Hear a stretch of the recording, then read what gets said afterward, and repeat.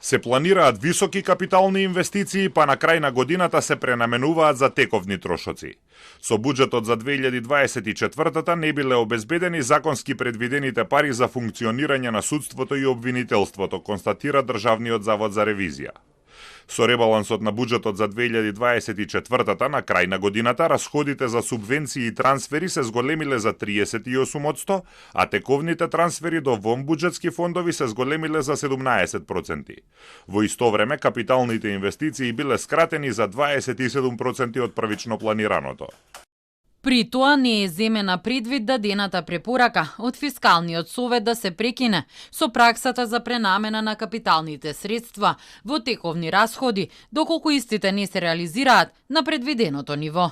Ова од причина што за износот на нереализираните капитални расходи би се намалил буџетскиот дефицит и би се зголемил фискалниот простор за капитални инвестиции во наредниот период. Ревизорите утврдиле дека власта во 2024-та не им ги обезбедила законски предвидените пари на судството, обвинителството и за рамномерен регионален развој. Одобрениот буџет за судска власт е намален за 42,6 милиони денари, иако со член 4 од Законот за судски буџет е уредено дека во случај на ребаланс на буџетот, средствата наменети за финансирање на судската власт не може да се намалуваат. Во извештајот се констатира дека акционерските друштва во државна сопственост и јавните предпријатија неефикасно управуваат со парите од заеми и грантови за одобрени проекти.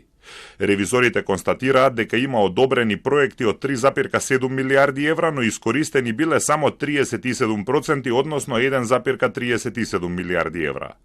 Трошоците за провизии за неповлечени пари биле скоро 23 милиони евра.